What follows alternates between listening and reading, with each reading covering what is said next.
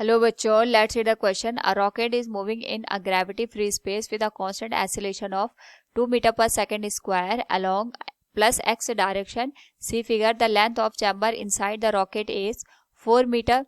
A ball is thrown from left end of the chamber is plus x direction with speed of 0.3 meter per second relative to the rocket. At the same time, another ball is thrown minus x direction with speed of 0.2 meter per second from right end relative to the rocket. The time in second when two ball hit each will be, here we have given a diagram. Now to answer this question, first we will discuss here the key concept, and here the key concept will be given as equation of motion. तो equation of motion में हम यहाँ पे different जो हमारे पास parameter होते हैं motion के, वेलोसिटी, टाइम, एक्सेलरेशन, डिस्प्लेसमेंट, उनको रिलेट करते हैं. फर्स्ट इक्वेशन है v equals u plus minus a into t. a acceleration को इंडिकेट करता है, v फाइनल वेलोसिटी को, u इनिशियल वेलोसिटी को. So second will be ut plus minus half at square, and third will be given as v square equals u square plus minus 2as. Now यहाँ पे हम relative velocity और relative acceleration का भी use करेंगे, जिसमें हम एक के रिस्पेक्ट में दूसरी का जो मोशन है उसकी एनालिसिस करते हैं. इस केस में हमारे पास जो रॉकेट का चैम्बर है इसको हम क्लोज्ड कंडीशन में कंसीडर कर रहे हैं. So we can say closed chamber, क्योंकि ओपन चैम्बर के केस में जो सॉल्यूशन है वो डिफरेंट हो जाएगा हमारा. तो क्लोज चैम्बर होने की वजह से अगर हम यहाँ पे इसको मान लें A एंड इसको मान लें B, जो हमारे पास रॉकेट है it is moving with acceleration A is given as 2 meter per second square in the positive x direction. तो उसके रिस्पेक्ट में हमारे पास जो रॉकेट है इसके रिस्पेक्ट में अगर हम यहाँ पे A और B का एक्सेलरेशन देखेंगे तो उसके करस्पॉन्डिंग हमारे पास जो एक्सेलरेशन की डायरेक्शन आएगी वो जस्ट रिवर्स आएगी due to the pseudo force. यानी इस पे जो एक्सेलरेशन एक्ट करेगा A पे, ये जो हमारे पास रॉकेट है इसके एक्सेलरेशन के जस्ट अपोजिट डायरेक्शन में काम करेगा विद द सेम मैग्नीट्यूड. तो ये आ जाएगा -2 मीटर पर सेकेंड स्क्वायर. तो इस क्लोज चैम्बर के रिस्पेक्ट में अगर हम A की एनालिसिस करें तो A का जो वेलोसिटी होगा with respect to rocket it is given as 0.3 metre per second. Now यहाँ पे अगर हम बात करें रिलेटिव जो एक्सेलरेशन है, यानी रॉकेट के रिस्पेक्ट में जो हमारे पास A का एक्सेलरेशन है it is given as 2 metre per second square. Negative sign का भी हम यहाँ पे यूज करेंगे क्योंकि रॉकेट के रिस्पेक्ट में जो A का एक्सेलरेशन है जस्ट अपोजिट होगा. एंड यहाँ पे हमें पता है कि जो A है इस पर्टिकुलर टाइम पे इसको एक पर्टिकुलर डिस्टेंस को कवर करना पड़ेगा. इस डिस्टेंस को हम यहाँ पे ऐसे से इंडिकेट करेंगे.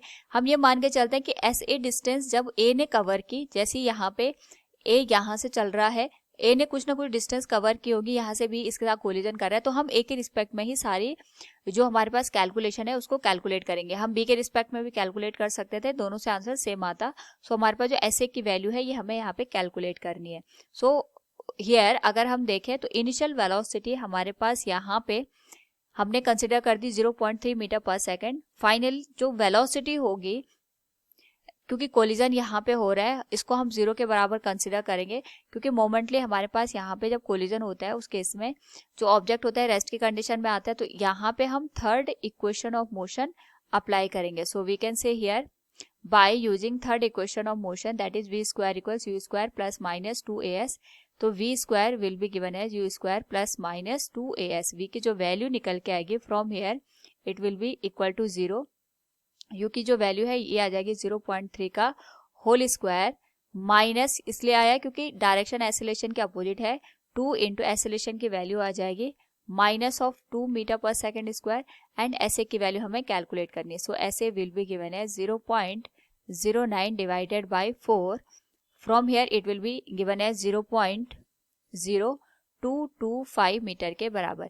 यानी जब हमारे पास जो A है, A ने यहाँ पे 0.0225 मीटर की डिस्टेंस कवर की होगी, उस पर्टिकुलर केस में हमारे पास यहाँ पे B इससे आके कोलाइड कर जाता है. अगर हम कंपैरिजन करें तो अप्रोक्सीमेटली हमारे पास ये जो डिस्टेंस है ये ऑलमोस्ट नेग्लिजिबल है.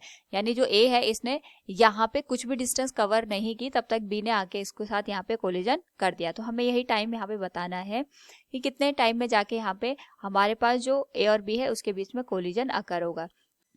तो अगर हम यहाँ पे B की बात करें तो B टोटल यहाँ पे जो डिस्टेंस कवर कर रहा है ऑलमोस्ट ये हमारे पास 4 मीटर के बराबर डिस्टेंस को कवर कर रहा है, क्योंकि जो A डिस्टेंस कवर कर रहा है इट इज 0.0225 मीटर के बराबर. और अगर हम यहाँ पे B के लिए एसेलरेशन की बात करते हैं तो यहाँ पे अगर हम ऑब्जर्व करें तो हमारे पास रॉकेट के रिस्पेक्ट में जो बी का एसेलरेशन होगा वो जस्ट इसके मोशन के अपोजिट डायरेक्शन में होगा। बी का मोशन इस डायरेक्शन में हो रहा है यानी -x डायरेक्शन में, तो एसेलरेशन के डायरेक्शन होंगे बी के लिए that will be in the same direction जहाँ पे हमारे पास जो रॉकेट है ये मूव कर रहा है।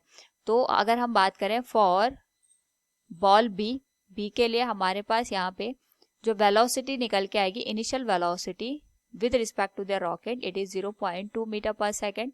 टाइम की वैल्यू हमें कैलकुलेट करनी है। जो टोटल डिस्टेंस है इस पर्टिकुलर केस में it is equal to 4 metre, ये हम अप्रोक्सीमेट डिस्टेंस मान रहे हैं। और जो एक्सेलरेशन है हमारे पास it is given as 2 metre per second square. Again हम यहाँ पे सेकेंड इक्वेशन ऑफ मोशन का यूज कर सकते हैं and second equation of motion is s equals ut plus minus half at square. So it will be given as SB equals UBR into T plus half ABR into T square, क्योंकि यहाँ पे हमारे पास जो velocity हम calculate करें या acceleration calculate करें रॉकेट के रिस्पेक्ट में कर रहे हैं, तो जहाँ पे टोटल जो डिस्प्लेसमेंट होगा it will be 4, it will be given as 0.2 into t plus half, acceleration 2 के बराबर है and it will be multiplied with t square. 2 से 2 कैंसिल हो जाएगा, it will be 4 equal 0.2 into t plus t square. Solve करने पे हमारे पास जो वैल्यू बनेगी it will be t square plus 0.2 into t minus 4 it will be given as 0। तो यहाँ से अगर हम इसको सॉल्व करें it will become 10 t square plus 2 into t minus 40। इसको सिंप्लीफाई करके अगर हम लिखें तो ये आ जाएगा 5 T square plus T minus 20 equal 0 के बराबर। सो